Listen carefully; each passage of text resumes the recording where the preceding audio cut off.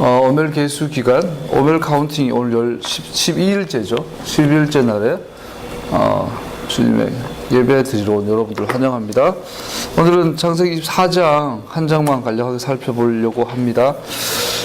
오늘은 오멜 개수 기간 12번째 날인데요.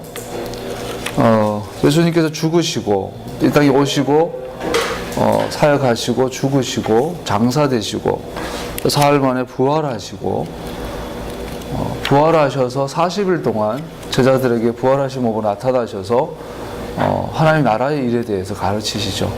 누가복음 24장에 보면 사도행전 1장에 보면 하나님의 나라에 대해서 말씀하시는데 누가복음 24장과 연결이 되죠. 24장에는 그것이 타낙 성경에 나오는 예수님 자신에 대해서 설명해 주신 거 볼 수 있어요.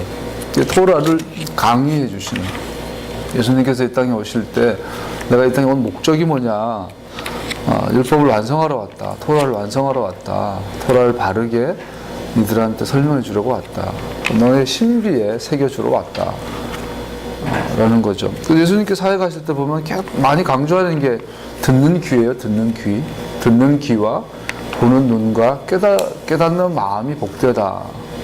그래서 제자들에게는 따로 이렇게 비유로 말씀하시면서 따로 이렇게 설명을 해주세요. 알아듣게 하시려고, 말귀를 알아듣게 하시려고 많이 노력하신 걸 볼 수 있어요. 심지어 죽으셨다가 장사되셨다가 부활하신 예수님이 하신 하나님 나라 일이 뭐냐면 하나님의 말씀 토라를 제자들에게 들려주는 거였어요. 그 바르게 이해시켜 주는 거였어요. 예수님께서 오셔서 계속 그 일을 하셨다가 40일 동안 하시고 10일 떠나시죠. 승천하시고 나면 10일 동안 제자들은 이제 말 그대로 이제 눈이 떠진 거야. 듣는 귀가 열린 거야. 아, 이게 토라가 이게 이 말이었구나, 이런 뜻이었구나. 그러면서 이제 마음에 불이 붙었겠죠. 그 10일 동안 그 불붙은 토라에 대해서 바른 이해, 바른 열정, 바른 해석을 가지고 10일 동안 열정적으로 기도를 했겠죠. 그 10일째 되는 날, 오순절날, 50일째 되는 날 성령이 임하셨어요. 그래서 근데 그날이 토라를 주신 날이죠. 그래서 십계명 받은 날, 토라를 받은 날 성령께서 오셨던 거예요. 그래서 성령이 오시고 나니까 이제 제자들이 예수님의 부활하신 예수님한테서 타낙 성경에 대해서 바르게 다 듣고 났는데 성령이 오시고 나니까 거기에 더하여서 또 뭐가 더 일어났을까요? 내가 너희를 떠나는 게 너희인데 더 복되다. 내가 떠나면 너희를 고아와 같이 버려두지 않고 보혜사 성령을 보낼 텐데 그거 오시면 내가 너에게 한 모든 것들을 기억나게 하겠다. 제일 먼저 뭐가 기억났을까요? 6월절 세데르. 두 번째 잔을 들고 주님께서 축사하시고 내가 하늘나라 하나님 나라에서 이 잔을 먹기까지 내가 다시 포도에서 난 것을 먹지 않겠다.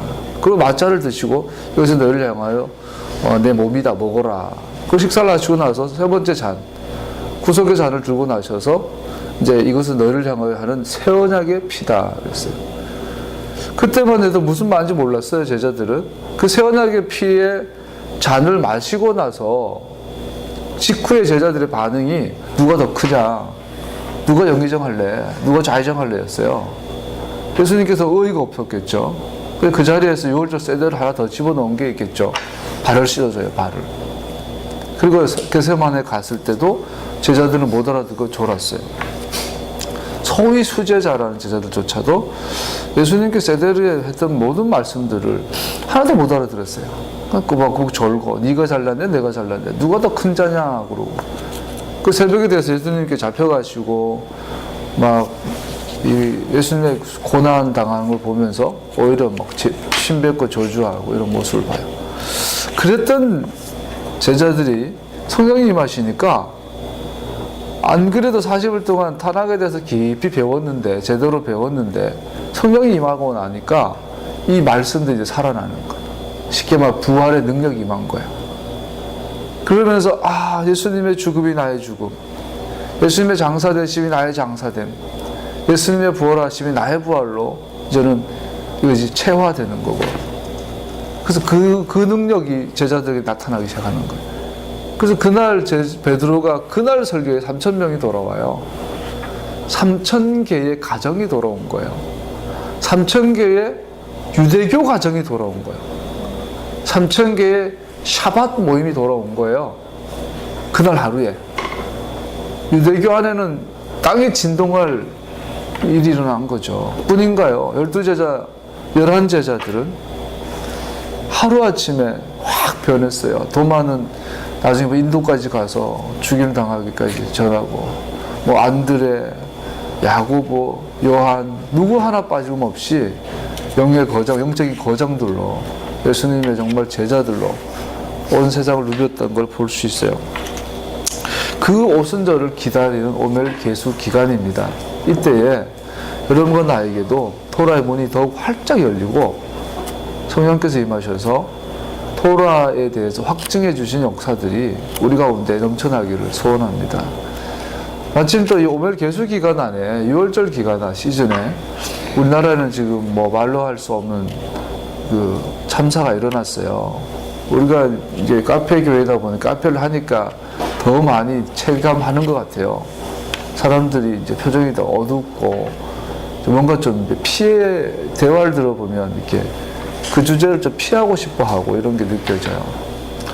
상상하기 어려운 거죠. 몇 병, 400여 명의 배가 침몰했는데 구조된 인원이 단 한 명도 없는, 초기에 빠져나온 사람 외에는 침몰 상태에서 단 한 번도 구조하지 못한 세계 최강의 해남 구조대를 보유하고 있고, 뭐 역대 6위, 7위의 해군력을 갖고 있는, 이 국방력을 갖고 있는 나라에서 어떻게 침몰한 나라의 앞바다에 있는 우리 대한민국 국민 한 명을 못 구했어요.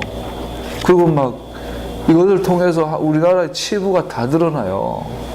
청와대 리더십이 그냥 토막토막 난 것을 보게 되고, 각 부처 모든 치안 기관까지 그냥 질서가 다 무너져 있는 것을 보게 되고,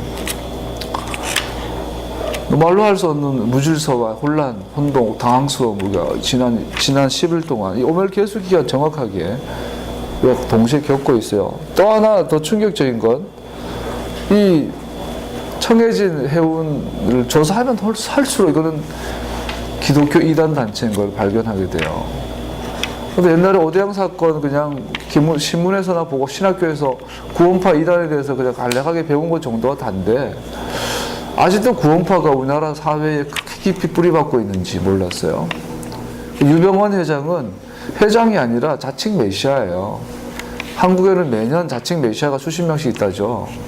제일 유명한 뭐 얼마 전에 죽은 문선명 씨 같이 뭐 이만희, 이런 내가 메시아라는 거, 나를 통해서 구원 얻는다라는 이 자칭 예수가 한국에는 특이하게 그렇게 많은데, 그 중에 한 명 유병원이에요. 유병원 씨예요.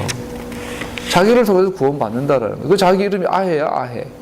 아도나이 야훼 하나님, 아도나이 엘로힘을 흉내내가 자기 호가 아헤야. 이번에 사고 난 배 이름이 세월호예요. 세월. 세상 세자래요. 그 넘어갈 월자래요. 6월 할 때 월자예요. 그 세상을 넘어가는 거예요. 누구를 통해서? 아해를 통해서. 이게 기독교 이단 단체가 만들어낸 이 거대 조직. 이 한국은 참 머리가 좋아요. 통일교도 그러고 기독교 이단들은 비즈니스에 팔을 뻗었어요. 그래가지고 지금 그들의 자산이 뭐 백악관을 움직이고 막 미국의 유력 일간지를 사들이고, 북한에 자동차 회사를 설립하고, 어마어마한 우리나라 부채를 갚아주겠다고 떵떵거리는 통일교가 기독교의 이름으로 비즈니스를 시작된 거잖아요. 이번에 또 구원파도 그래요.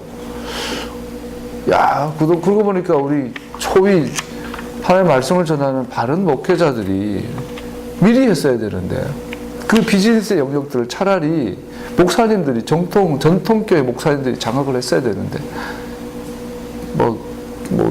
요거 떡볶이나 해가 팔고 커피나 팔지, 저는 어마어마한 비즈니스는 사람들한테 다 내줬어요.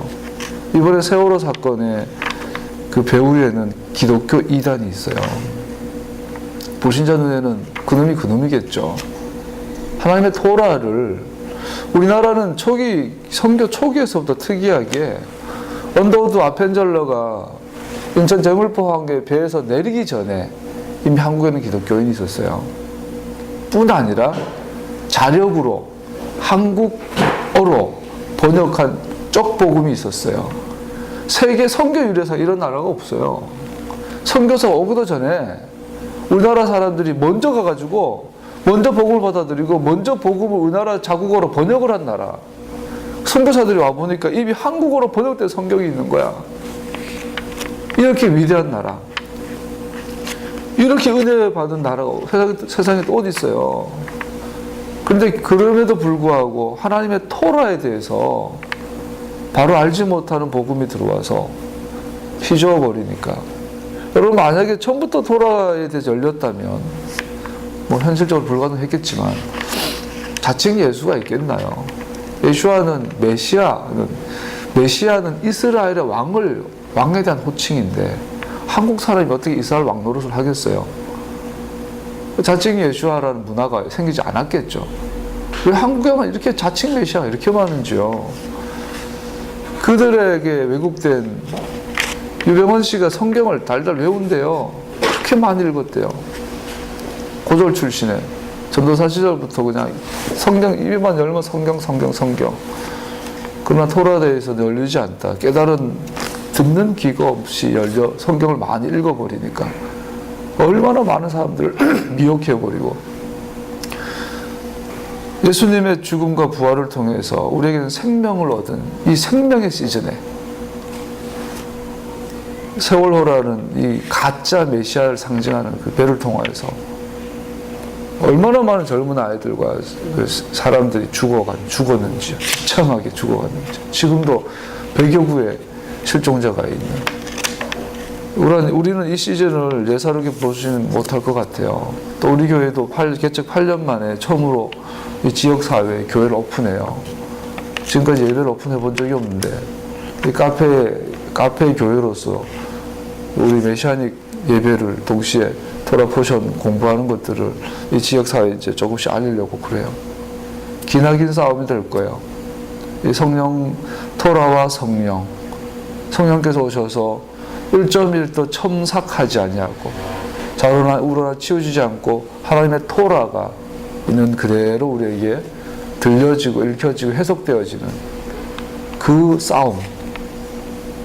어제도 한국에서 아주 유력한 교회에서 목회하고 있는 친구 목사님하고 통화를 했는데 토라에 대해서 잠깐 이야기했더니 이거는 벽이에요, 벽.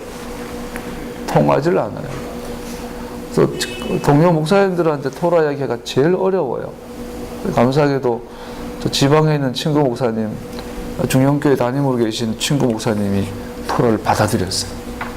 오늘 가려고 했더니 지금 제가 이 티메그 목사님 책하고 아리얼 목사님 책하고 몇 권 구입해 놨어요. 그 친구 갖다 주려고. 영주에 목회를 참 잘하는 친구인데 토라 이야기 했더니 받아들여요. 토라라는 말씀이라. 자기는 당연하게 생각합니다. 너무나 통합의 전통교회 목사님인데 그런 친구 목사님을 만나면 막 마음이 뛰어요.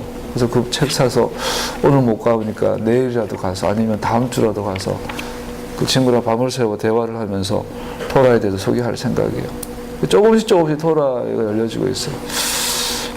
여러분과 내가 이 부르심 가운데 있음을 하는 게 감사드립니다.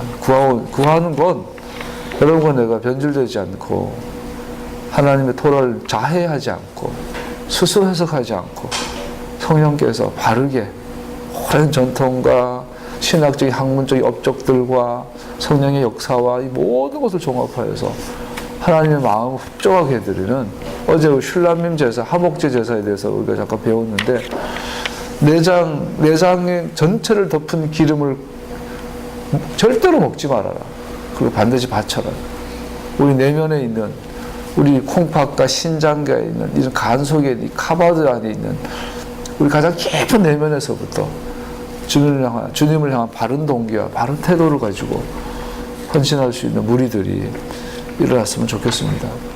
그런 거 나를 또 우리 토라의 지금 대한민국 곳곳에서 토라 회복을 위해서 기도하는 많은 목사님들, 많은 또 공동체들이 있는데 그들 가운데 하나님의 깊은 회복의 은혜들이 넘치기를 축복합니다.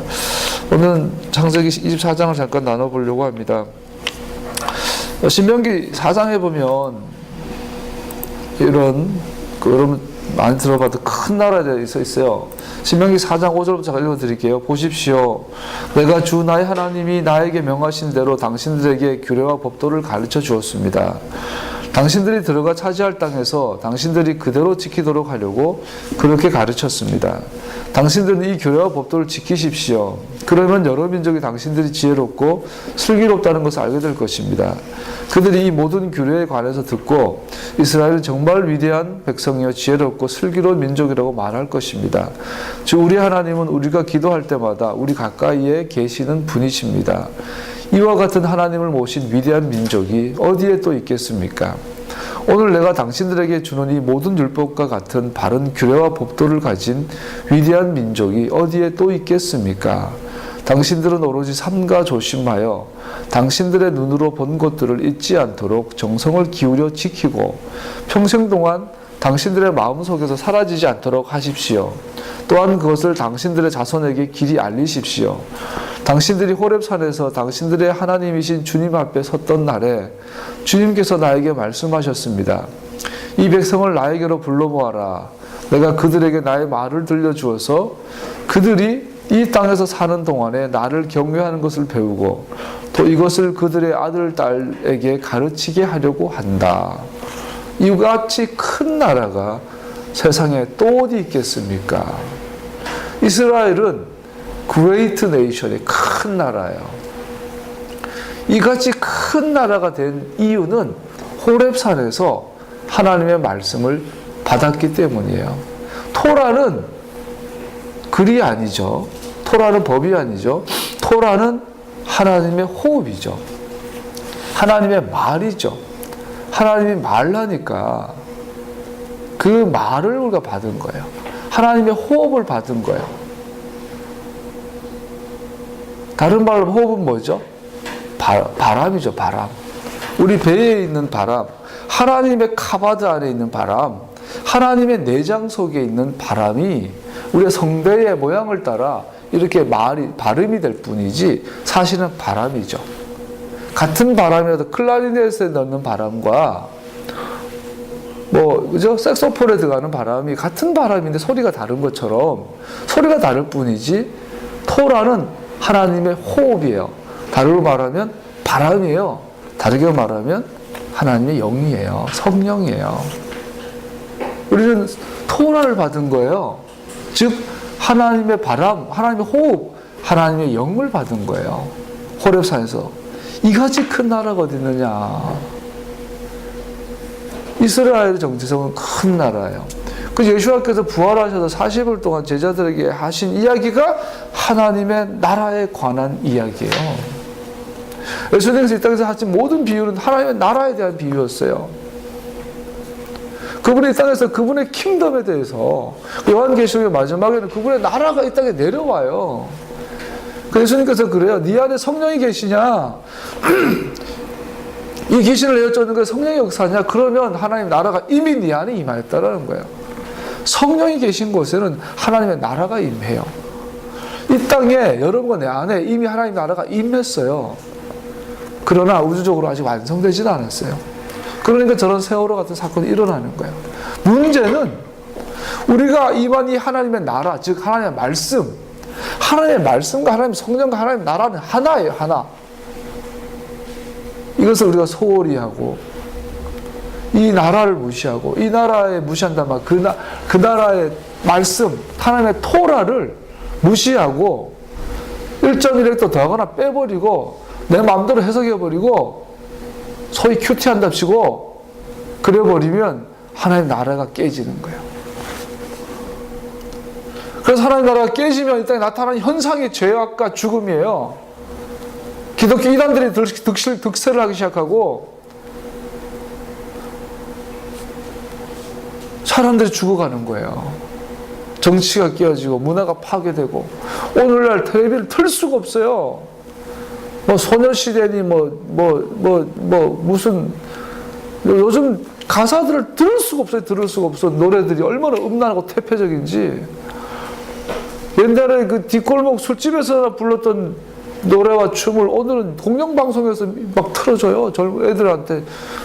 우리 애들 초등학교 그 운동회 갔더니 초등학교 운동회 때 그 선생님들이 그런 노래를 틀더라고. 강남스타일 그리고 머더 파더 그러고 아니 이런 그 진짜 수준 떨어지는 문화가 주류에 자리 잡는 나라가 또 있겠나요? 이같이 큰 나라가 아니라 대한민국은 이같이 작은 나라, 이같이 천박한 나라가 되어 가고 있어요. 그 원인이 뭐예요? 하나님의 이름을 거론받는 하나님의 백성이 하나님의 나라를 떠났기 때문이죠. 즉 하나님의 말씀을, 하나님의 영을 우리가 거절한 것, 내 마음대로 해석하고. 이삭의 이야기를 잠깐 살펴봅니다. 24장에서 처음으로 이삭은 하나님의 약속의 씨로 묘사되기 시작합니다. 우리 창세기 22장에서 아브라함이 이삭을 바칠 때는 약속의 씨라고 묘사되기보다 이삭을 아브라함의 사랑하는 아들이라고 표현이 돼요. 재밌는 건 12장부터 아브라함을 부를 때 하나님께서는 아브라함에 뭘 집어넣냐면 그레이트 네이션을 집어넣어요. 이같이 큰 나라를 아브라함의 가슴속에 집어넣어요. 그 킹덤에 대해서 비전이 생긴 거예요, 아브라함이. 그리고 나서 아브라함이 도친척 아주비를 떠나 길을 가는 거예요. 그 나라를 향하여 가는 거예요. 그 나중에 그 나라에 그 그레이트 네이션의 보호자가 있는 것, 청와대가 내려앉는 것, 대통령 집무실이 있는 곳이 바로 모리아 산이에요. 그 땅을 향하여 아브라함이 계속 찾는 거예요. 하나님 다시 따라가는 거예요. 드디어 그 자리를 발견했어요. 그 그레이트 네이션, 이 땅에 이 말 완성될 하나님 나라의 보좌, 거룩한 성 새 예루살렘 내려올 그 땅, 다윗의 성이 세워지고 예수님께서 그 땅에 보좌로 임하여서 이 땅을 발등성에 잡고 온 나라를 다스릴 그 큰 나라의 보좌가 내려앉은 그 자리에 아브라함이 자기 아들을 바치는데 그 아들이 약속의 씨가 아니라 사랑하는 아들이었어요. 그런데 이제 24장에 대해서는 그 아들이 드디어 약속의 씨로 이삭을 표현하고 있는 걸 볼 수 있어요. 그러면서 약속의 씨라는 축복으로 25장 돼서 이제 아브라함이 죽어요. 또 재밌는 건 아브라함이라는 건 이 위대한 인물이 죽음에 있어서는 아주 그냥 아브라함이 그냥 몇 살 항류하고 죽었더라. 끝이에요. 그래서 아브라함의 인생의 말년에 성경이 아브라함의 인생의 마무리를 이야기하면서 드디어 이삭을 약속의 자녀의 이 정체성을 강조하는 걸 볼 수 있어요. 어떤 의도가 있겠죠. 그래서 24장에서 큰 특징 두 개를 볼 수 있는데 약속의 씨라는 축복을 다시 주제로 돌아가면서 이 장을 통해서 그 씨는 가나안 족속의 씨와 섞여서는 안 된다라는 것을 오늘 본문을 통해서 말해주고 있어요. 우리 3절에 보면 24장 3절에 보면 나는 네가 하늘의 하나님 땅의 하나님이신 주님을 두고서 맹세하기를 바란다. 너는 나의 아들의 아내가 될 여인을 내가 살고 있는 이곳 가나안 사람의 딸들에서 찾지 말고 앞으로 큰 나라에 그 큰 나라의 백성으로 약속받은 씨의 대표자인 내 아들 이삭을 가나안의 씨와 섞지 말아라. 이것도 굉장히 강조. 하늘의 주 하나님을 향하여 그분의 이름으로 맹세라 그러는 거예요. 이 맹세는 목숨을 걸고 하는 거예요. 두 번째 특징은 이 부분은 아브라함의 씨가 그 조상들의 땅으로 되돌아가서는 안 된다는 것을 보여줍니다. 오늘 24장의 초반 본문을 통해서 우리가 또 하나 알 수 있는 건 이삭, 약속의 씨인 이 이삭은 절대로 그 하란 땅으로 갈 때 우르 땅으로 돌아가서는 안 된다라는. 그래서 이 이삭의 특징은 가나안 씨, 다른 씨와 섞여서는 안 될 뿐 아니라 약속의 땅을 떠나서는 안 된다라는 것을 아브라함이 굉장히 강조하고 있는 것을 보죠. 이 지침을 받고 아브라함의 종 엘리에셀이 이제는 라반의 하란에 있는 이삭의 삼촌에게로 외삼촌 집으로 가게 되죠. 그 라반에 가서 알다시피 가장 특징이 뭐죠? 순적한 만남들이 일어나요. 하나님께서 인도하시는 거라면 내게 순적한 인도를 해주세요라고 이 종이 기도하죠. 그랬더니 가자마자 처음 만난 우물, 처음 만난 여인이 바로 이삭의 부인이 될 리브가였어요. 그리고 마치 오래된 연인처럼, 오래된 사람처럼 처음부터 이 리브가와 종의 대화를 보면 그냥 주거니 밖을 톱니처럼 맞아 들어가는 걸 볼 수 있어요.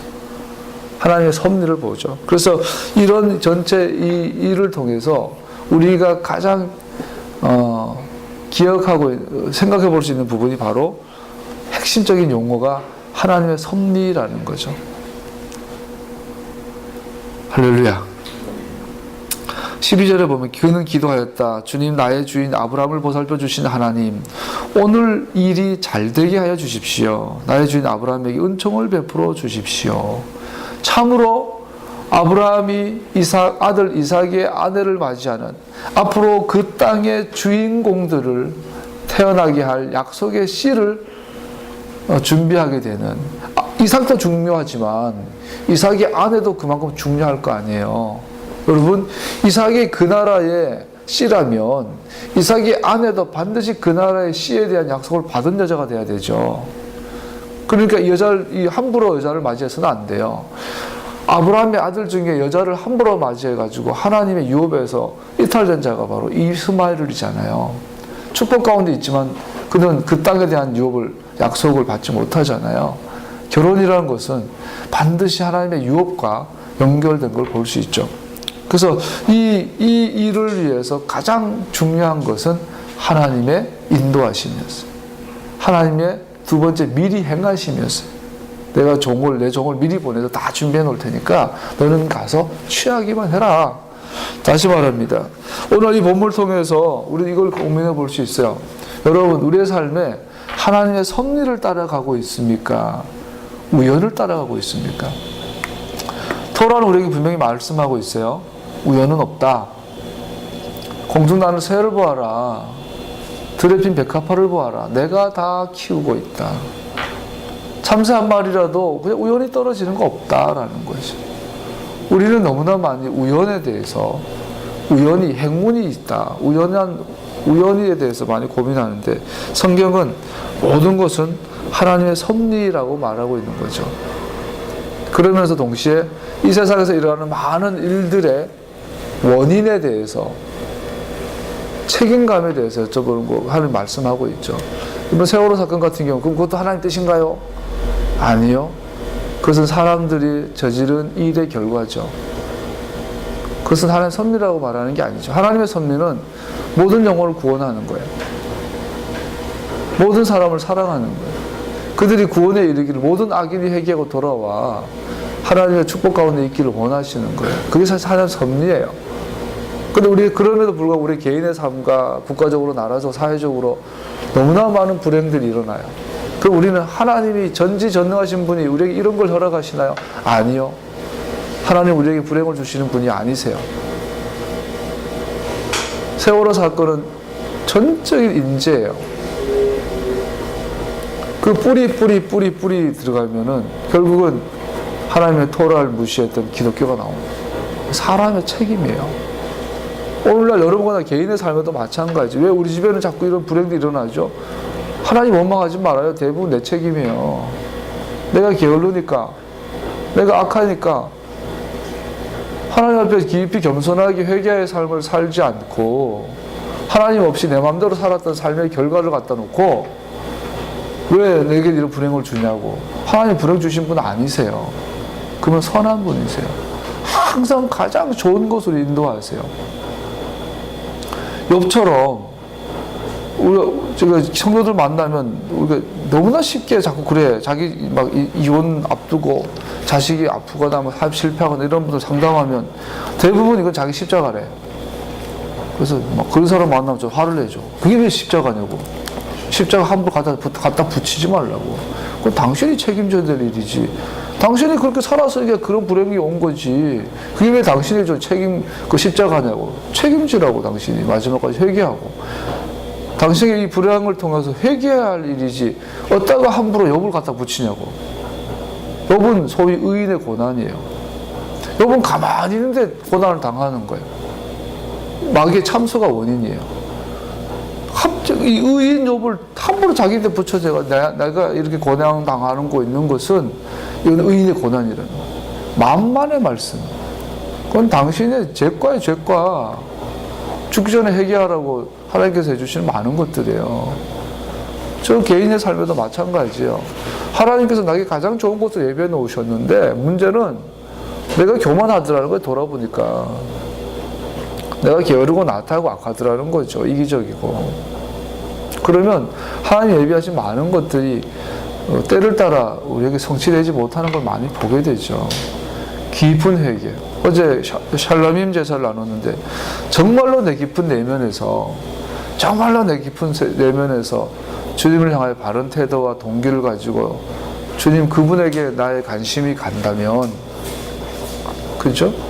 그러면 우리는 다른 많은 하나님을 경외하는 것 외에 부수적인 것들 다 잘라낼 수 있겠죠. 하나님 우리에게 가장 좋은 걸 주시는 분이십니다. 항상 선한 분이십니다. 하나님의 모든 것은 하나님의 섭리 가운데 있습니다. 이것을 기억하십시오. 하나님 모르는 것이 없습니다. 못하시는 것이 없으세요. 그리고 항상 주님 우리를 아세요. 또 사랑하세요. 가장 좋은 곳으로 주세요. 지금 내가 선 그곳에서 돌아서서 주님 앞으로 리턴, 테슈바하면 돼요. 그러면 또 다른 회복이 다시 시작될 줄로 믿습니다. 할렐루야. 아브라함과 이삭, 특별히 이삭은 하나님 앞에서 일탈에 대한 기록이 없어요. 아브라함만 돼도 하나님 인도하심 따라가다 일탈한 걸 많이 보잖아요. 야곱은 뭐 말할 것도 없고. 그런데 이삭에 대한 인생의 성경 기록들을 보면 이삭이 그렇게 하나님을 인도하시면서 이게 일탈한 기록이 없어요. 그래서 이삭은 순적해요. 이삭의 삶의 특징은 순적함이 하나님의 섭리 가운데 있습니다. 하나님의 섭리 가운데서 일탈하지 않았기 때문에 손을 대는 것마다 순적, 농사를 지면 100배가 수확이 되어버려요. 사람을 만나면 친구가 되어버려요.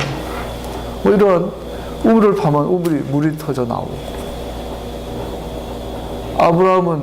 이삭은 또 아버지가 퍼놓은 우물을 다시 회복하고, 뭐 누가 다투지 않고 순적한 인생을 볼 수 있어요.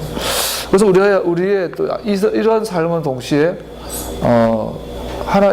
예수아에 대한 또 그림자가 될 수 있겠죠. 10절에서 27절 내용을 살펴보면요. 10절에서 27절까지의 내용은 그 내용을 정리하는 27절을 보면 24장 27절을 보면 나의 주인 아브라함을 보살펴 주신 하나님 주님을 찬양합니다. 나의 주인에게 주님의 인자와 성실을 끊지 않으셨으며 주님께서 저의 길을 잘 인도해 주셔서 나의 주인의 동생 집에 무사히 이르게 하셨습니다. 하고 찬양하였다. 이 종이 아브라함을 떠나서 순적한 만남을 위해서 기도하고 떠났는데 정말로 순적하게 착착착착 진행이 돼요. 마치 의전 비서관이 미리 출발해서 다 해놓고 나서 이제 대통령이 따라다니면서 사인만 하면 되는 거예요. 이제 마치 그런 일들이 일어나니까 이제 그날 밤에 그 여인의 집에 들어가서 밤에 하룻밤 묵으면서 이 종이 기도하는 거예요. 아니요, 그 집에 가기 전에 다 만나고 나서 일이 되어진 것을 보니까 이거 정말 그런 경우 있잖아요. 우리가 가끔씩 하나님께서 뭐 순적하게 탁탁탁 연결되어져, 하나님 인도하심 따라.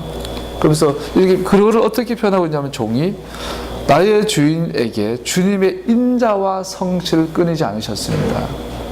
따라보시죠. 주님의 인자하심, 주님의 성실하심.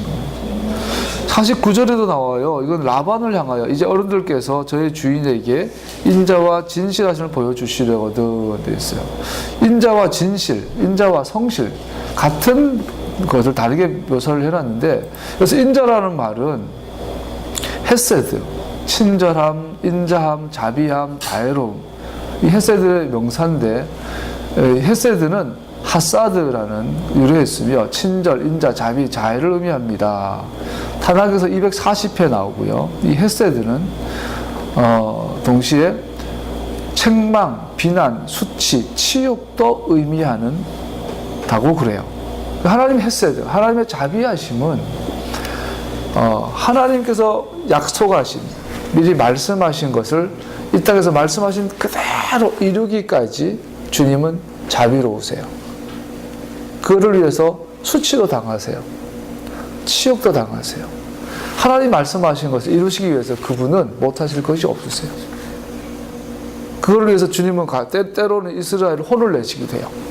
이스라엘 막 파괴시키고 포로기로 끌려가 버리기도 하시고 채찍을 대시기도 하시고 때로는 기다려주시고 때로는 수치를 당해주시고 이 모든 것이 하나님 헤세드. 하나님 헤세드는 다른 말로 말하면 하나님의 약속에 신실하세요. 그 약속에 대해서 주님은 변하지 않으셔요. 이것을 하나님의 자비하시며 우리는 하나님의 헤세드를 무작정 사랑하시고 무조건 사랑한다고 생각을 해요. 그렇지 않아요. 하나님은 약속에 신실하셔서 때로는 그 약속 가운데 우리를 머물게 하기 위해서 때로는 우리에게 징계하세요. 채찍을 대세요. 때로는 힘을 주시고 축복하세요. 이 모든 것이 하나님 헤세드. 그래서 신명기 26장, 28장 레위기 끝에도 똑같아요. 오늘날 너에게 복과 저주를 두더니 복도 하나님 헤세드, 저주도 하나님 헤세드. 할렐루야. 저주도 하나님 헤세드예요. 저주는 여러분 심판하고 저주는 달라요. 불신자들은 하나님의 저주받지 않아요. 우리 자꾸 불신자를 저주한다고 하는데 그렇지 않아요. 불신자는 하나님의 심판 가운데 있어요. 저주는 하나님의 백성들이 받는 거예요. 저주는 뭐죠? 하나님의 약속 가운데, 그 유업 가운데, 그 섭리 가운데 들어오라고 채찍을 대시는 거예요. 이게 저주죠. 복과 저주를 내리고 이것이 하나님의 헤세드예요. 그 다음에 인자와 진실로 그랬어요. 이 진실이라는 말은 에메트라는 단어를 쓰는데 성실하다, 신실하다, 진리 이런 뜻이 있어요. 그리고 아멘하고 같은 의미죠. 하나님의 성실하심은 하나님의 진리를 의미해요. 에메트는 아멘, 곧 확고한, 확실한, 신실한 것으로 생각되는 사실을 의미한다. 따라서 그것은 진실한 것을 의미한다. 하나님의 진실, 하나님의 성실하심은 성실하신 하나님으로 그러잖아요. 하나님의 성실하심은 하나님은 진실하다라는 거죠. 거짓이 없으시다는 말씀이세요. 하나님 우리를 향하여 헤세드 하세요. 자비하세요. 하나님 우리를 향하여 에메트 하세요. 하나님은 한 번 말하고 두 번 말하지 않아요. 한 분 언약을 맺으셨다가 실수네, 실패네, 후회가 되네, 새 언약을 주시는 분이 아니세요. 토라는 율법이라 그러는데 우리가 어제 잠깐 나눈 것처럼 슐라밈 제사를 공부하면서 우리가 배웠잖아요. 70인역, 셉투아진트.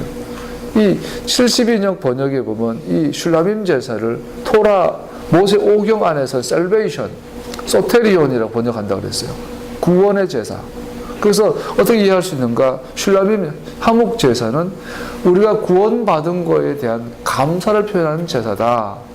이것이 화목 제사라고 우리가 이해할 수 있다고 어제 배웠잖아요. 그러면서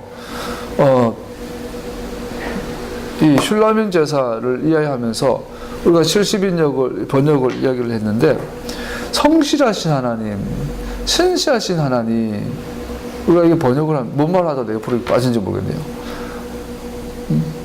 그래서 하나님은 성실하십니다 했을 때 하나님께서는 토라를 말하는 거, 토라를 설명하다고 그랬군요. 토라라는 히브리어 단어가 원래의 의미는 하나님의 뜻이라는 의미죠. 하나님의 소리, 하나님의 말씀, 하나님의 뜻, 쉽게 말하면 하나님의 의도, 하나님의 의중, 이것이 다 토라예요. 하나님의 말씀, 하나님의 의도, 하나님의 마음, 하나님이 우리에게 말씀하시는 원리, 지침, 이 모든 것이 다 토라예요. 근데 이것이 70인역에서 노모스로 번역이 됐단 말이에요. 헬라. 이 노모스가 지침, 원리, 하나님 뜻, 하나님 의도 이거 다 갖고 있는데 법이라는 뜻도 있다는 거죠. 이 노모스가 나중에 우리에게 오늘날 영어로 번역이 됐다. 로우로, 율법으로 번역이 됐다는 거죠. 그래서 오늘 우리는 토라는 율법이라는 거예요. 그러나 전혀 토라는 율법은 토라의 작은 요소일 뿐이죠. 토라는 하나님의 마음이에요. 하나님의 뜻이에요.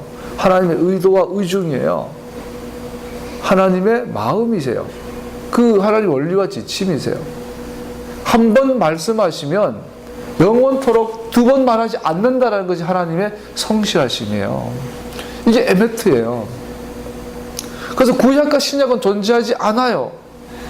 옛날에 말씀하신 것과 지금 말씀하신 것이 다르다면 그분은 성실하신 분이 아니세요. 주님은 헤세드와 에메트 하나님이세요. 한번 약속하시면 생명을 버리기까지, 피를 흘리기까지 약속을 지키는 분이세요. 헤세드 하신 분이세요. 우리를 채찍을 대시기까지 약속에 신실하신 분이세요. 나무에 달려 죽으신 것이 하나님 헤세드의 결정체예요. 두 번째, 하나님 성실하신 분이세요. 하나님의 성실은 한 번 말씀하고 두 번 말한 분이 아니라 한 번 그분이 말씀하시면 그 영원한 거예요. 그래서 하나님 성실하십니다. 구약과 신약은 존재하지 않아요. 하나님의 말씀은 신의 산에서 주셨어요.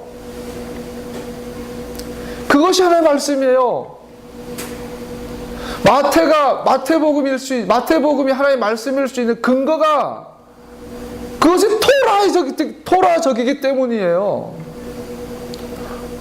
모세 오경 없이 요한복음이 말씀일 수가 없어요. 모세 오경 없이 사도행전이 하나님의 말씀일 수가 없어요. 모세 오경의 관점에서 사도행전이 하나님의 말씀이에요. 그러니까 그것이 정경이 된 거예요. 그것이 메시아닉의 관점이에요, 여러분. 우리는 신약과 구약을 비교를 해요. 그러고는 소위 신약 성경에 하는 말씀이에요. 구약은 참고만 하지 이거는 폐기됐다는. 아니에요. 단학 성경. 그럼 우리는 구약이라는 단어를 쓰지 않아요. 단학 성경은 하나님의 말씀이에요. 토라는 하나님의 말씀이에요. 만약에 요한계시록이 하나님의 말씀이라면, 마태, 마가, 누가, 요한이 하나님의 말씀이라면 그것이 토라와 하나이기 때문이에요. 토라에 대한 바른 해석이기 때문이에요. 그 예수님께서 토라를 바르게 해석해 놓은 것들이 사복음서고 바울서신이고 사도들의 성서 27권 아니에요. 그래서 우리가 이 토라, 모세 오경 토라는 하나님의 집을 짓는 기초가 됩니다. 선지서는 리턴 투 토라로 돌아와라. 사도행전은 토라 투 더 네이션, 영일방의 토라를 전하는 거. 마태, 마가, 누가, 요한은 리빙 토라, 살아계신 토라를 말해요. 요한계시록은 토라의 완성이에요. 거룩한 새 예루살렘이 이 땅에 내려오는 거예요. 토라는 말이죠. 하나님의 말이라고, 하나님의 호흡이라고, 하나님의 말이, 그 말씀을 하는 그 자리, 보좌가 이 땅에 내려오는 것이 요한계시록. 성경 66권은 토라예요. 할렐루야. 이것이 하나님의 에메트예요. 성실하심이. 그 하나님의 헤세드와 하나님의 에메트가 아브라함과 함께 했다란 말이에요. 아브라함과 언약을 맺으셨어요. 아브라함아, 내가 너를 통하여 열방이 복을 받게 하겠다. 내가 그 땅을 너에게 주겠다. 네 자녀가 천하만민이, 네 자녀가 하늘의 별처럼 땅의 티끌처럼 많을 거다. 그리고 천하만민이 너를 통하여 복을 받게 되겠다. 그러면서 그 약속을 구체화시킨 게 시내산에서 토라를 주신 이스라엘 공동체가 맺은 시내산 언약이에요. 이 언약을 하신 하나님이 바로 헤세드 하시고 에메트 하신 하나님인 거예요. 그 하나님의 성실하신과 자비하신 하나님이 그 아브라함의 언약과 시내산 언약의 전체 그림을 완성하기 위해서 예비해 놓은 약속의 신 이삭과 함께 했단 말이에요. 그래서 그 이삭의 아내를 맞이하는데 하나님의 성실하심이 작용했단 말이에요. 하나님의 신실하심이, 자비하심이 함께 하셨단 말이에요. 그런 하나님 인도하신 가운데 뭐가 있었어요? 하나님의 순적한 인도하심이 있었다는 거예요. 할렐루야. 복 받길 원하세요? 복을 달라고 기도하지 마시고 하나님 행하심을 주목하여 보시고 하나님 행하신 그곳에 서 계세요. 그럼 하나님 여러분과 나를 통하여 하나님 행하세요. 예수님께서는 그래요. 나는 주목하여 하나님 아버지께서 하신 일을 본다. 난 스스로 아무것도 할 수 없다. 주목하여 하나님이 지금 무엇을 행하시는지 하나님의 헤세드와 하나님의 에메트를 보라는 거예요. 그러고 나서 그분의 성실하심 섭리 가운데 들어가세요. 그러면 우리의 삶은 순적해질 거예요. 할렐루야. 그 슈라밈 제사예요. 다른 욕심이 없어요.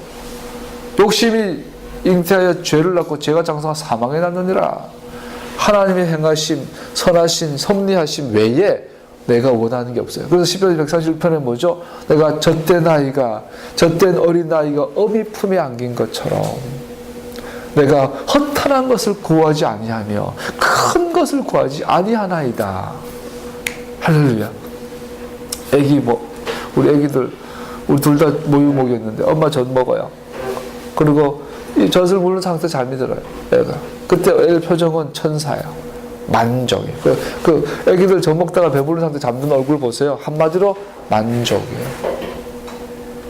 더 이상 꿈꾸지, 하나님의 섭리하신가, 하나님의 자비와 하나님의 성실하심 외에 다른 것을 구하지 않아요.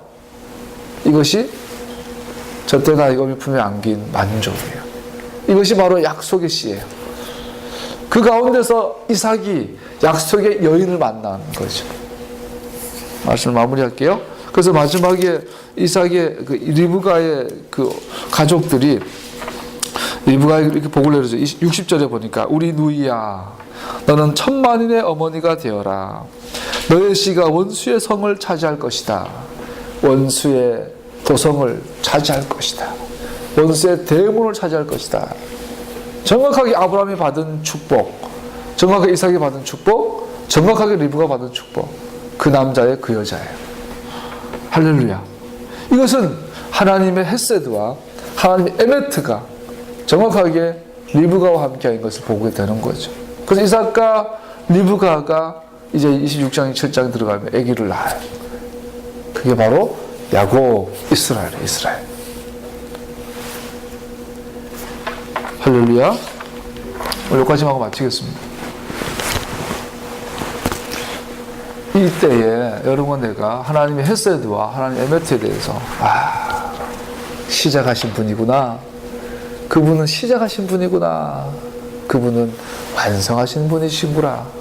주님은 시작하신 것을 완성하시는 분이세요. 그분은 바라하신 것을 이 땅에서 아싸 하시는 분이세요. 주님께서 말씀하시고 달리다 쿵 하세요. 말씀하시면 이 땅에서 나타나는 거예요. 주님은 그런 분이시고, 이거를 보고 우리 뭐라 그러냐? 하늘의 하나님이라고 그래요. 이걸 보고 뭐라 그러냐? 창조주라고 그러는 거예요. 우리는 그분의 섭리 가운데 살아가기를 예수와 이름으로 축복합니다. 기도하겠습니다.